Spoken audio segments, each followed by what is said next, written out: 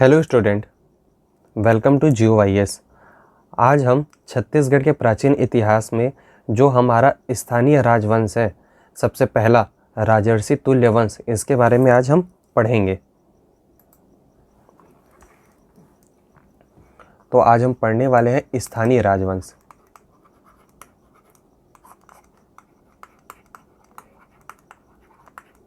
तो हमारे छत्तीसगढ़ का सबसे पहला स्थानीय राजवंश है राजर्षि तुल्य।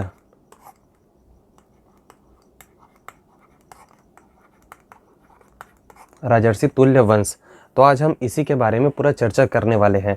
ठीक है, तो इसको पढ़ेंगे कैसे? तो सबसे पहले हम किसी भी चीज़ को पढ़ते तो क्या है, इसके संस्थापक के बारे में जानते हैं। स्टार्टिंग संस्थापक के बाद हम ये देख लेते हैं कि इनका शासनकाल कितने से कितना टाइम तक रहा।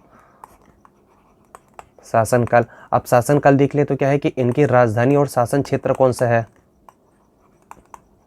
राजधानी और इनके क्या देखेंगे, शासन क्षेत्र कौन सा है। ठीक है, अब इसके टाइम में कोई समकालीन इसके और शासक हुए क्या या फिर वंश हुए क्या, वो देख लेंगे। ठीक है,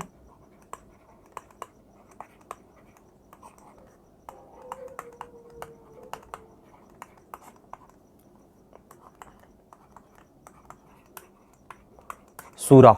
ठीक है, सूरा इसके संस्थापक है, फाउंडर है। तो ये सूरा के नाम पे ही राजर्षि तुल्य वंश को सूरा वंश भी कहा जाता है आपका। ठीक है, सूरा वंश भी इसको कहा जाता है, राजर्षि तुल्य को। तो आप अगर एग्जाम में पूछेगा कि सूरा वंश के बारे में बताइए या फिर सूरा वंश के शासनकाल को बताइए, तो आप इस पे कंफ्यूज नहीं होना, क्योंकि वो राजर्षि तुल्य के वंश के बारे में ही पूछ रहा है आपसे। ठीक है, तो इसका शासनकाल आपको पूछेगा तो 4वीं से लेकर 6वीं शताब्दी तक, 6वीं शताब्दी तक इन लोगों ने राज किया है। और इन लोगों का क्षेत्र कौन सा था, तो आरंग। आरंग इनकी राजधानी थी और रायपुर क्षेत्र में, ये पूरे रायपुर क्षेत्र में शासन करते थे। ठीक है, इसके समकालीन शासक दो हुए हैं, आपके सरबपुरी वंश और सैल वंश।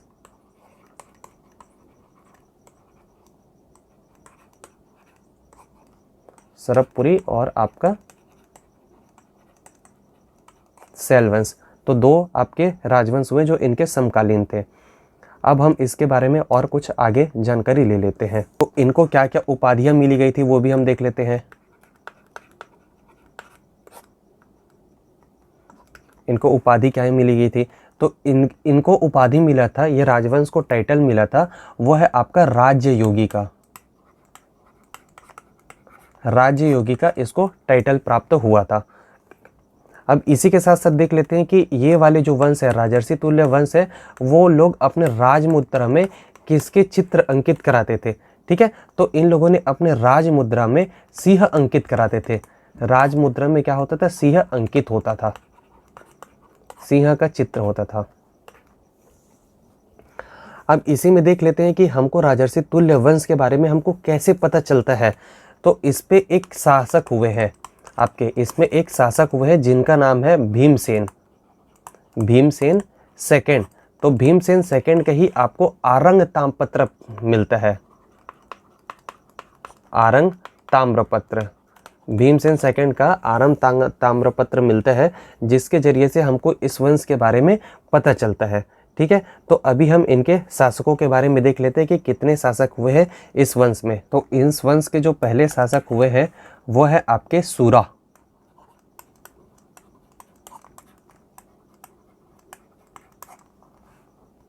जिसको हमने क्या देखा है, ये संस्थापक है, राजर्षि तुल्य वंश के ये संस्थापक है। ठीक है, इसी के बाद आपके आएंगे सेकंड नंबर में दैत। दैत फर्स्ट। दैत फर्स्ट के बाद आपके आएंगे विभीषण। विभीषण। अब ये विभीषण के बाद आएंगे आपके भीमसेन। भीमसेन ये रहेगा आपका फर्स्ट। भीमसेन के बाद आएंगे दैत वर्मा सेकंड। दैत वर्मा सेकंड। अब ये दैत वर्मा के बाद रहेगा आपका भीमसेन। भीमसेन सेकंड। तो हमने देखा था कि भीमसेन सेकंड का ही आरंग ताम्रपत्र हमको प्राप्त होता है। आरंग ताम्रपत्र को जारी किया गया था कहां से, स्वर्ण नदी से। स्वर्ण नदी से जारी किया गया था। अब देखते हैं कि यही आरंग ताम्रपत्र में क्या चीज़ बताया गया, किस चीज़ों का जिक्र किया गया है।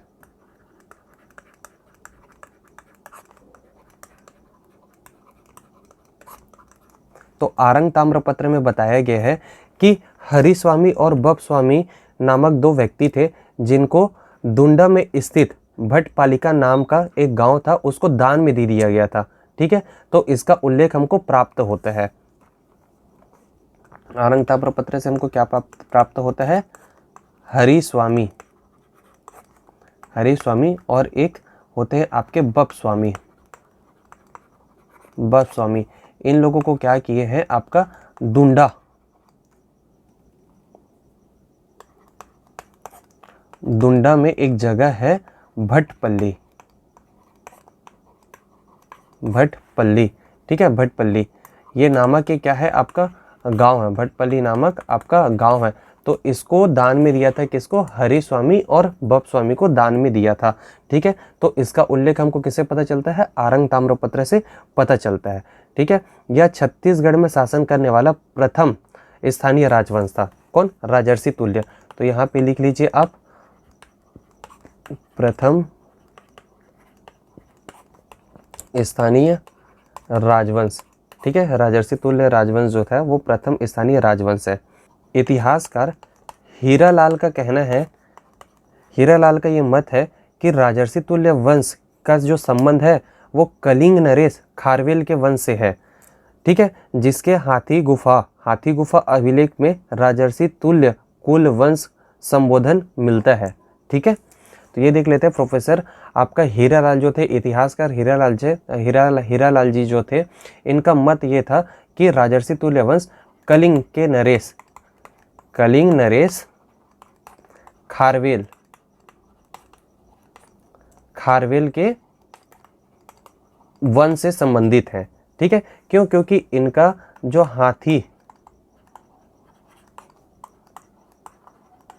हाथी गुफा अभिलेख है उस पे राजर्षि तुल्य कुल वंश के बारे में जानकारी मिलता है। अब हम देख लेते हैं कि ये वंश यानी कि राजर्षि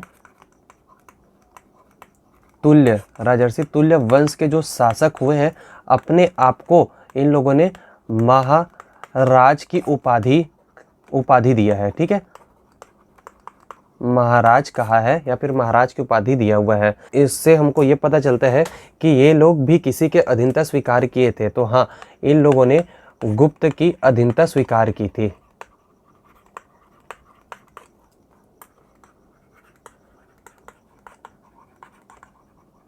गुप्त की अधीनता स्वीकार की थी, इसका मतलब क्या है कि गुप्त जो है वो आपके क्या कहलाएंगे? महाराजा धीराज कहलाएंगे।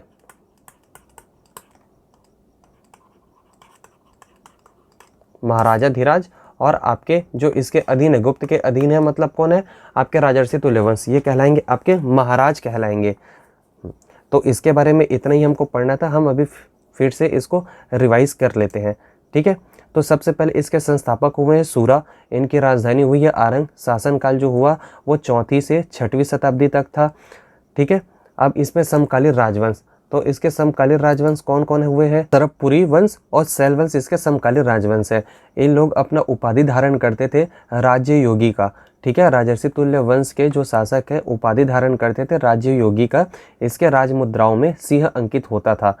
हमको इनके बारे में जानकारी कैसे पता चलता है? 6वें नंबर का शासक है भीमसेन द्वितीय, उसका ताम्रपत्र है आरंग ताम्रपत्र। तो आरंग ताम्रपत्र को स्वर्ण नदी से जारी किया गया था, तो उसी से हमको किसके बारे में जानकारी प्राप्त होता है? तो राजर्षि तुल्य वंश के बारे में जानकारी प्राप्त होता है। ठीक है, इसमें 6 शासक हुए। पहला शासक है सूरा, दूसरे शासक है दैत्यवर्मन फर्स्ट, तीसरा है विभीषण, चौथा है भीमसेन फर्स्ट, और 5वां है आपका दैत्यवर्मा सेकंड, और 6वां है आपका भीमसेन द्वितीय। क्लियर? तो आज के लिए बस इतना ही। अब हम मिलते हैं नेक्स्ट हमारे वीडियो में।